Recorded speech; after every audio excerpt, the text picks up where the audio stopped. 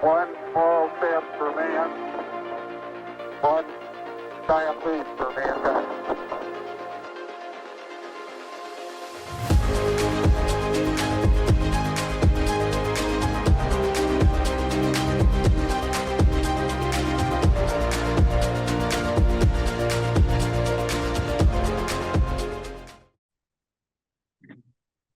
Good morning, I5 Space. Thank you to everyone who is turning into our I5 YouTube channel or our I5 website, and thank you so much to Kari Bingen for joining us today. My name is Evangeline Cernas. I am the Outreach Team Commander for I5 Space, and today we are so excited for another STRAT Talk. We have a very special guest, the Director of Aerospace Security Project, Kari A. Bingen. Kari A. Bingen is the Director of the Aerospace Security Project, like I just said, and a Senior Fellow in the International Security Program at the Center for Strategic and International Studies, or the CSIS. She joined the CSIS from HawkEye 360, an innovative space technology company creating a new class of radio frequency data and analytics, where she was the Chief Strategy Officer. Prior to the private sector, Kari served as the Deputy Undersecretary of Defense for Intelligence and Security, overseeing the defense, intelligence, and security enterprises comprising of more than 120,000 personnel and an annual budget of over $54 billion. Before that, Kari served as the Policy Director on the House Armed Services Committee and the staff lead for its Strategic Forces Subcommittee, advising members of Congress on the defense policy program and budget matters. Prior to entering the government, Kari specialized in national security space issues, working with U.S. defense and intelligence community of clients, first as a space systems analyst at SRA International's Adroit C4ISR Center, and then as senior space policy analyst at the Aerospace Corporation. In addition to her work at CSIS, Kari is an adjunct assistant professor at Georgetown University. She is a member at the U.S. Strategic Command Strategic Advisory Group, was the commissioner on the CSIS Technology and Intelligence Task Force, and served on a number of corporate and nonprofit advisory boards.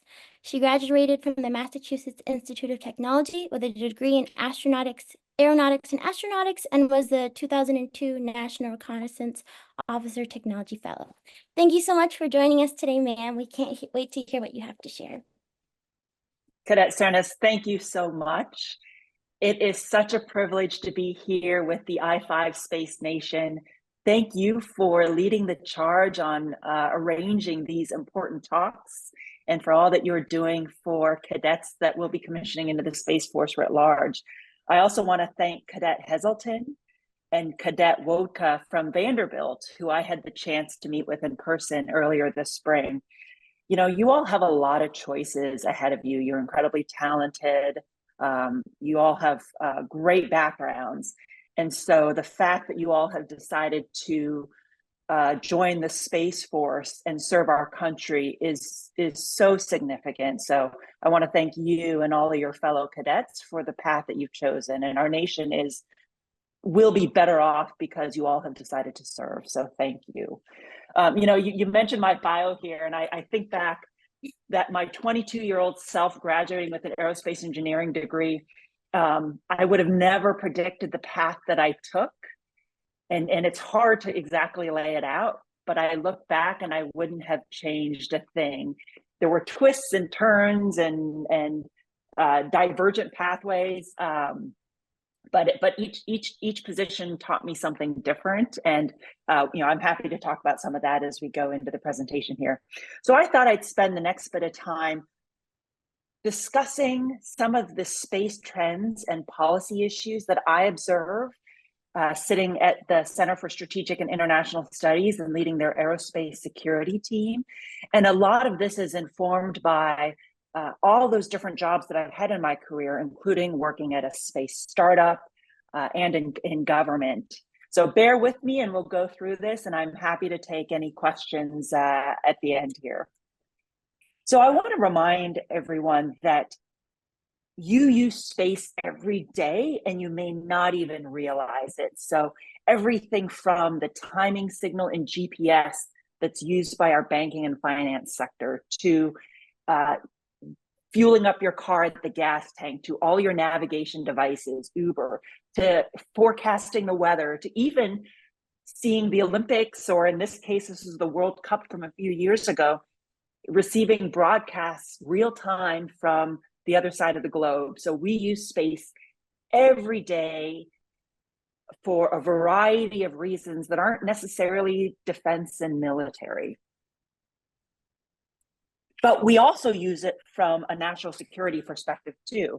So everything, we use space from peacetime. So I mentioned the financial sector, but we use space capabilities for early warning, for intelligence gathering to see what is happening across the globe, particularly in areas that we can't fly aircraft into, or get direct access in some of these more opaque countries. We used space heavily for the 20 years that we operated in Iraq and Afghanistan. Our drones relied heavily on GPS and on satellite communications capabilities.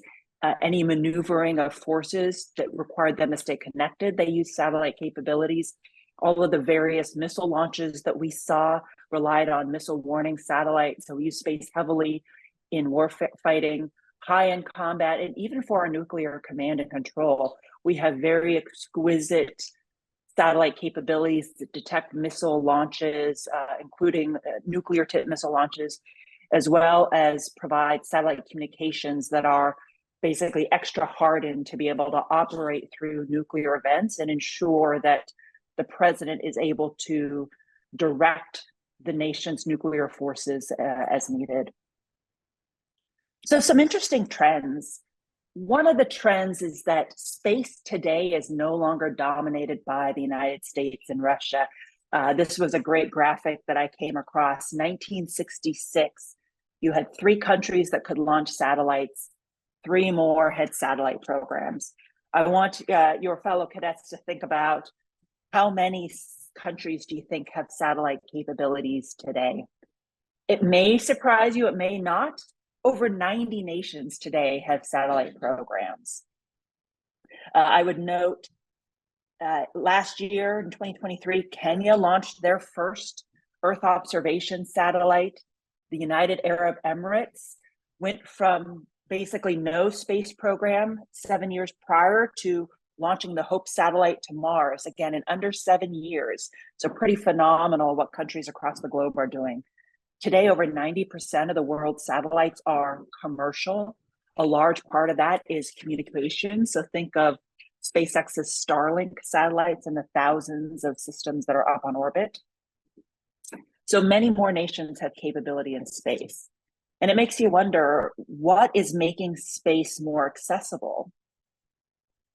A lot of it has to do with the diffusion and affordability of technology, the maturation of technology. Satellites are getting a lot smaller, they're less expensive to build, and therefore you can build more on shorter timelines. I use this graphic when I teach, and just to show the evolution.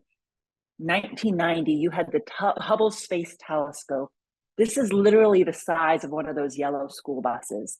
Fast forward to the last couple of years, you have commercial systems like Maxar's Worldview, about the size of a giraffe. Black Sky is another commercial imagery company. Their satellite is the size of a beer fridge. And then Planet Dove, their satellites are literally the size of a loaf of bread. And they have a few hundred of them up on orbit, collecting pretty phenomenal imagery of the Earth. So satellites are getting smaller, less expensive to build. You can build more on shorter timelines.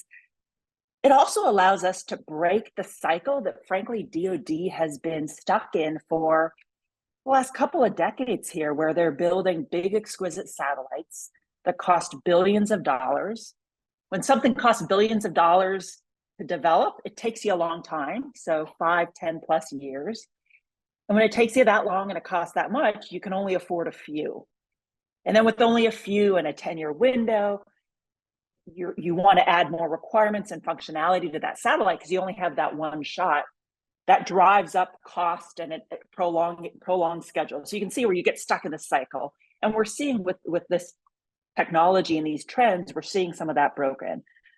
But I think it'll be important for guardians like yourself as you go into this field you want to look holistically at the overall satellite architecture, the capabilities that the Department of Defense and all your various users will need.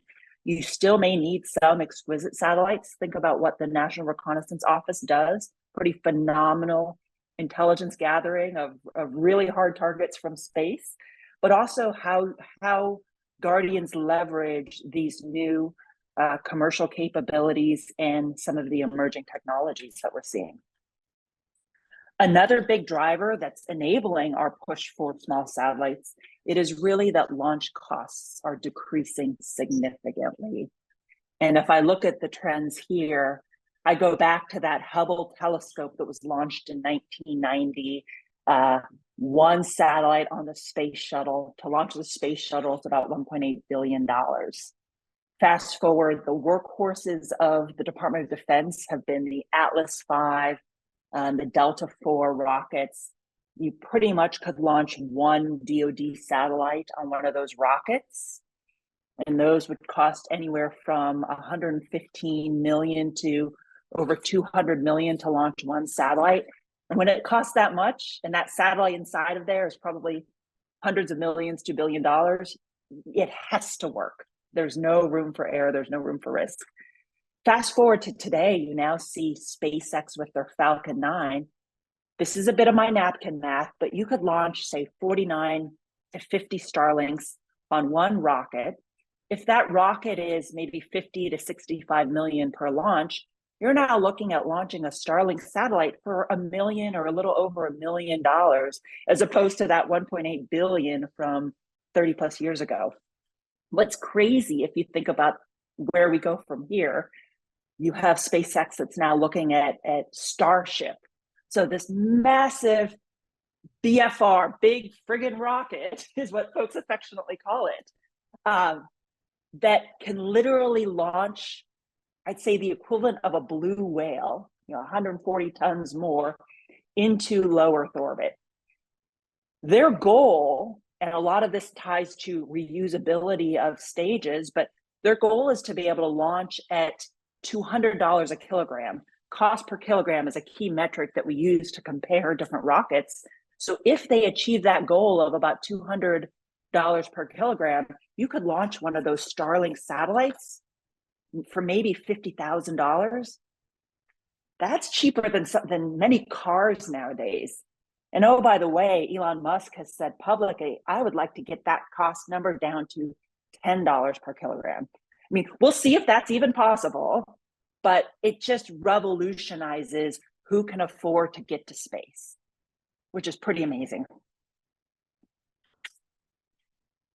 Another trend that I see is the amount of private capital dollars, private capital investment going into the space sector and frankly into defense technology. I think this is going to be a challenge for the government going forward. How do you leverage these private capital dollars? These are not taxpayer dollars, but how do you leverage them? And how do you shape where those investments or those bets are being placed so that it can benefit the Space Force and the Department of Defense?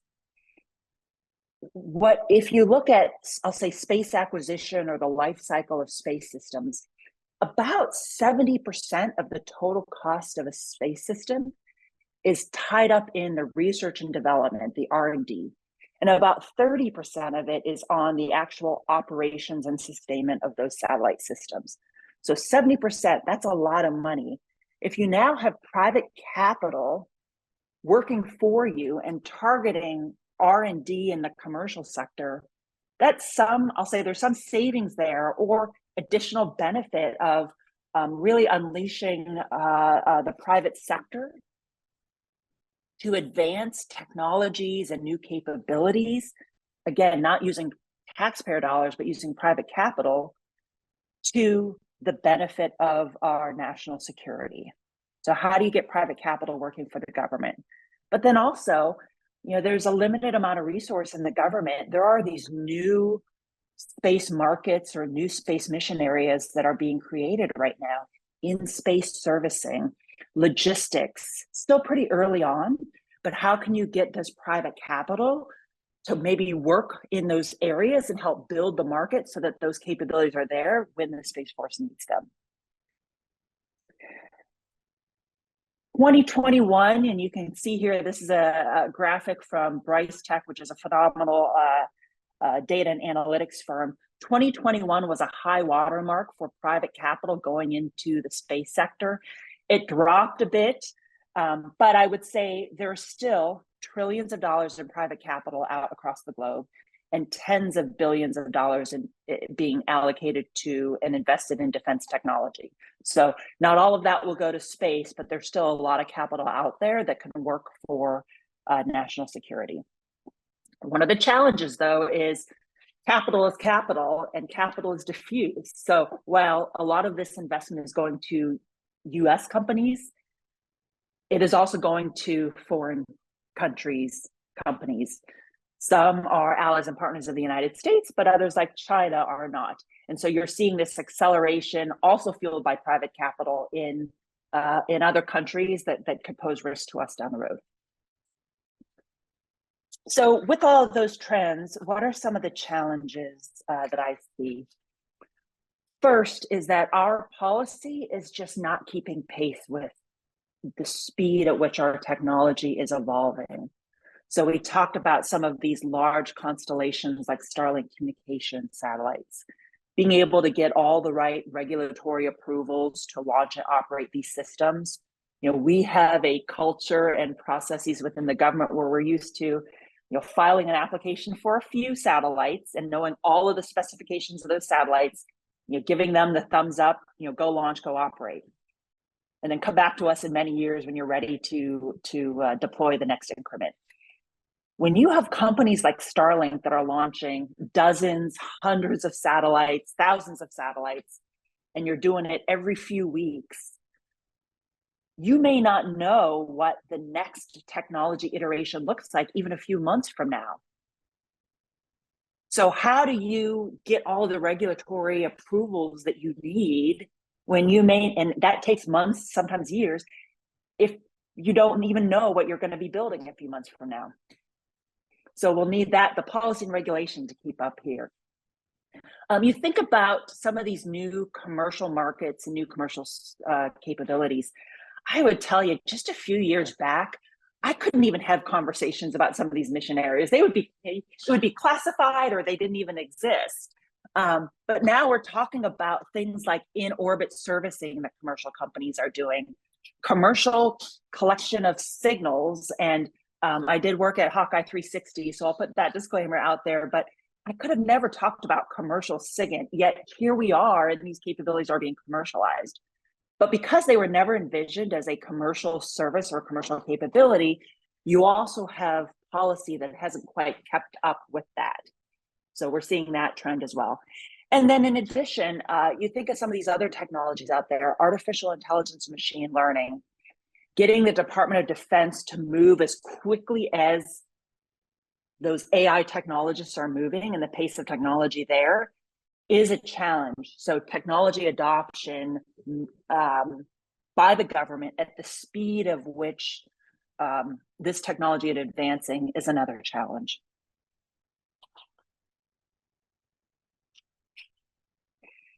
And we've talked throughout here about the growing dependence on space across defense, intelligence, the economic benefit of it, our use of space in our daily lives. Well, with that growing dependence on space, it is a natural extension that adversaries will seek to target that advantage that we get from space. So I'm also seeing a growing amount of threats. I first started looking at threats to space in the early 2000s. And there was jamming that our forces experienced in 2003 as they went into Iraq. You had China's direct ascent anti-satellite test in 2007, which was an R&D demonstration. What I would say now, fast forward 20 years, not only do you have R&D continuing, but at a much broader scale, but you have many of those systems that were in development now being fielded in operations, assigned to units where they have training and sustainment. So the scale of what I call counter space weapons and threats to our space capabilities has just grown significantly. And this includes everything from non-kinetic threats like cyber attacks. And it doesn't have to target the spacecraft to have an effect. You can have a cyber attack against your network or your links. But cyber jamming, SATCOM jamming, GPS jamming, these are threats that are becoming more routine. We're actually seeing those very routinely now. In Ukraine right now, we are seeing the heavy use of jamming devices on the battlefield. You also have threats like lasers that are growing, the direct ascent anti-satellite missiles that I mentioned, and even co-orbital threats. So satellites that may be orbiting the Earth that could maneuver and come into close proximity to one of our satellites. And then we just heard earlier this year that Russia is developing a anti-satellite weapon that would have a nuclear device on it. I mean, talk about the ultimate catastrophic weapon. They see us moving towards these proliferated constellations with hundreds to thousands of satellites. How do you hold all of that at risk if you're the adversary? A laser that is a 1v1 weapon, a direct ascent missile that's a 1v1 missile, those don't get you the scale that a nuclear anti-satellite does. So, I mean, it's sad to say, but it doesn't surprise me that they would be looking at that kind of a capability.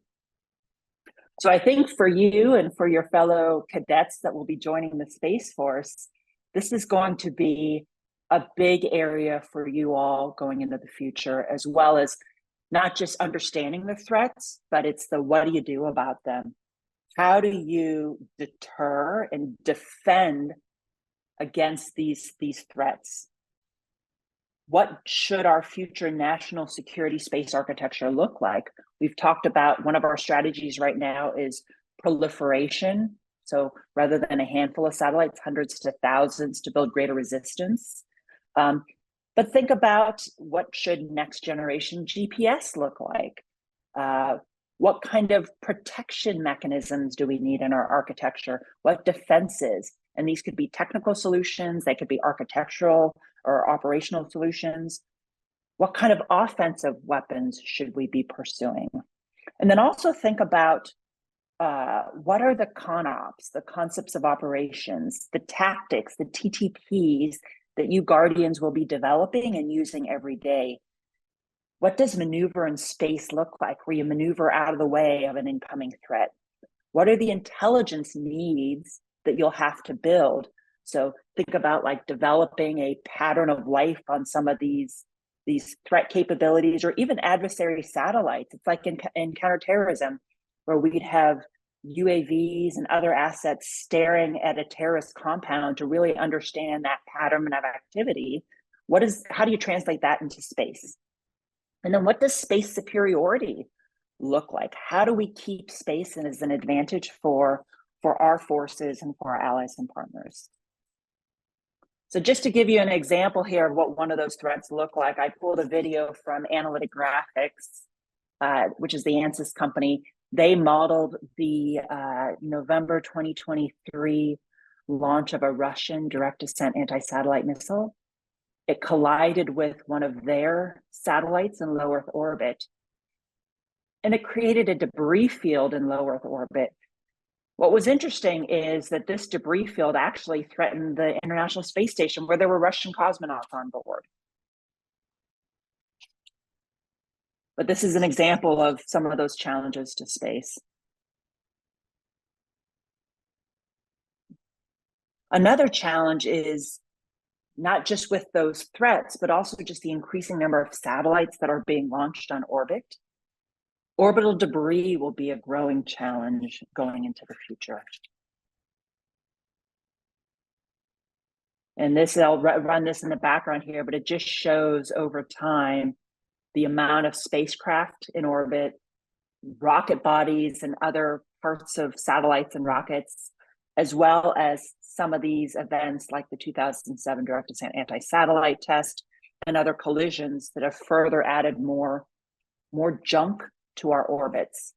And as we put more and more satellites up, they will be encountering this debris, and they'll have to figure out how to maneuver out of the way.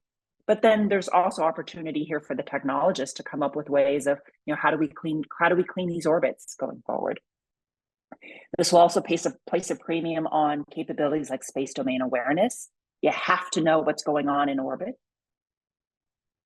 Norms of behavior. So what do we think is acceptable behavior? If minimizing orbital debris is something very important, which we've said it is, do you require all future satellites to keep a little bit of gas in the tank at the very end of life to maneuver out of orbit and clean the orbit?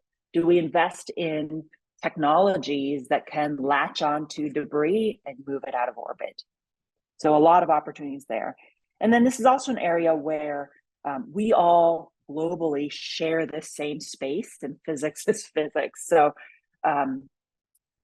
thinking about how we cooperate with allies and partners, but also how do we have a dialogue with China and Russia, who are also operating in space? How do we have a dialogue such that space and these orbits are sustainable over the long term?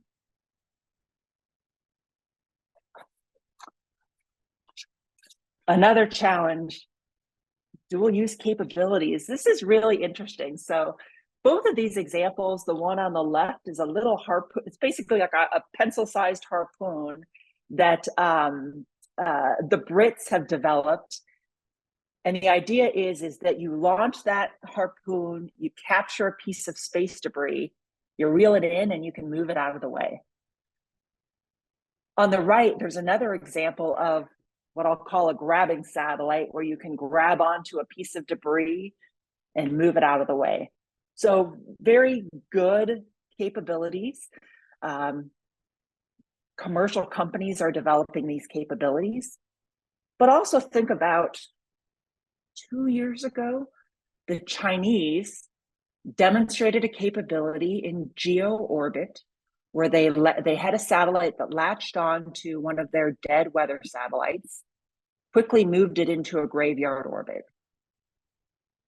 So they were demonstrating a capability that we also would look at as a potential threat. So these are really interesting in that you can see where there's commercial applicability for these technologies, but you can also see where they could pose a threat. And this also ties back into the importance of space domain awareness. What is a appropriate behavior? What does normal and responsible behavior look like in space? If you're a commercial company and you're doing this in a benign way, announcing that you're going to clean up debris, maybe maneuvering slowly so it doesn't look like a threat, those might be acceptable norms of behavior.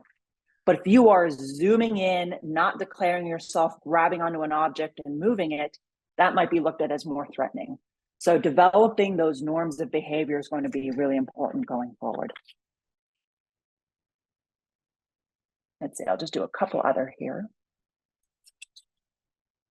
Yep, we've talked quite a bit about commercial space. Some have pointed out that Russia-Ukraine really may have been the first commercial space war.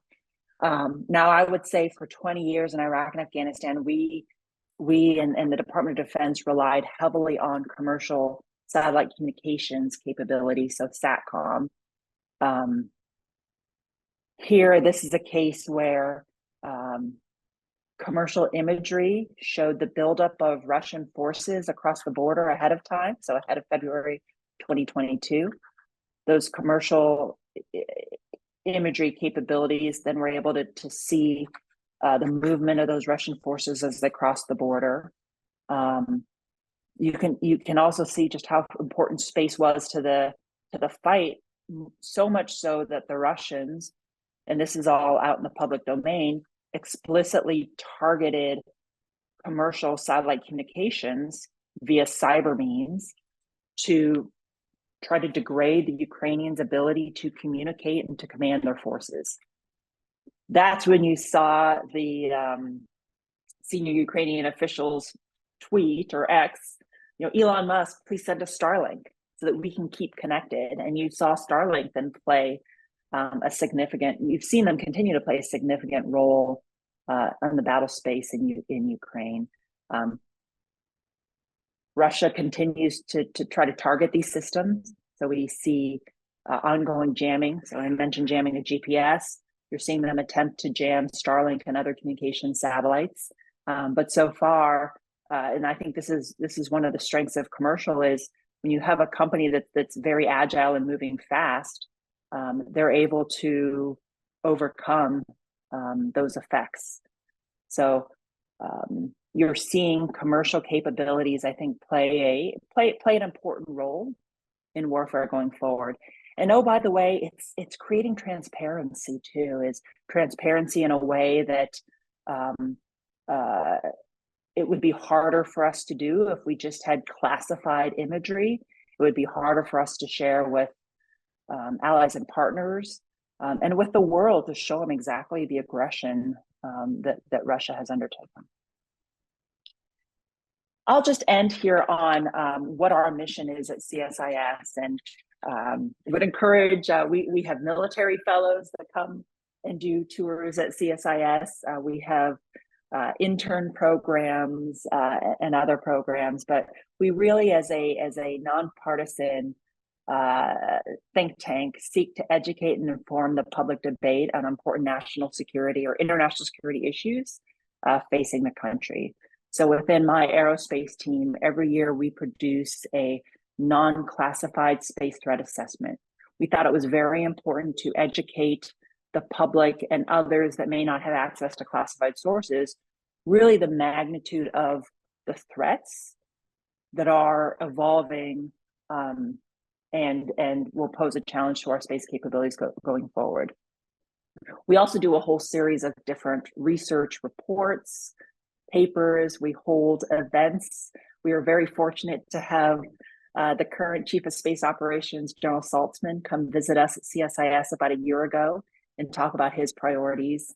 And we also enjoy bringing in leaders from a variety of different perspectives, whether it be government, industry, Congress, international voices. It's very important for us to get a diverse set of views to educate the public, but also to inform research analysis that we do going forward. So I think with that, I'll go ahead and pause. And again, just want to thank you, Cadet Cernus, for all that you and the I-5 space team do. So hopefully we can be a resource for you going forward. Oh, amazing. Thank you so much, ma'am. This was incredible. I learned so much. So a question that I have before we wrap up this presentation is, how, as cadets currently, as most of us will commission in 2 years or a year, how can we prepare to overcome and face these threats in the near future? In terms of our undergraduate space education, it's currently being developed as the Space Force is so new, specifically as the Space Force being involved in Air Force ROTC is super new. So yeah, how now as students can we be best prepared to fight and win our nation's wars in the near foreseeable future?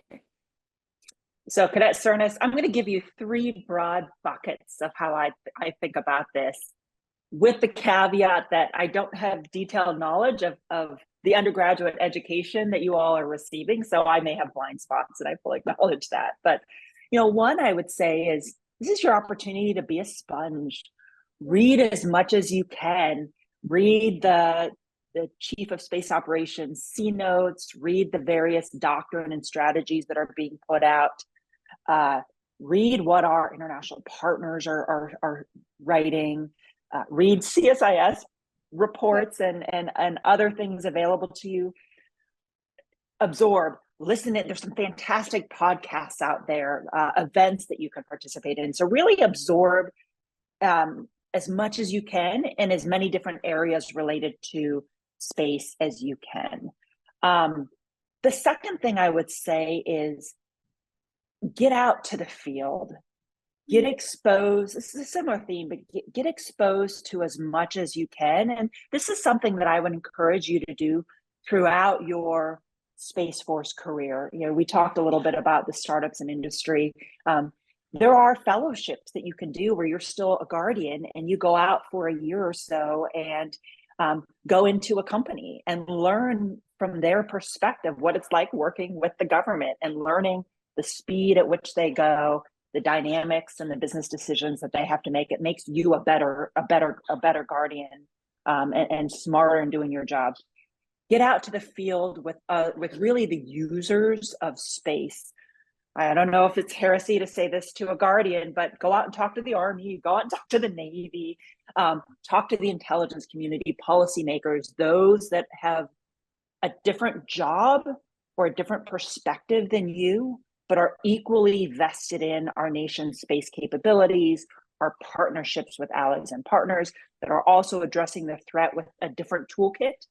And also, you know, when I was working in Congress as a staffer, the most powerful, sobering things that I did was I was fortunate to accompany members to Iraq and Afghanistan multiple times. Yeah.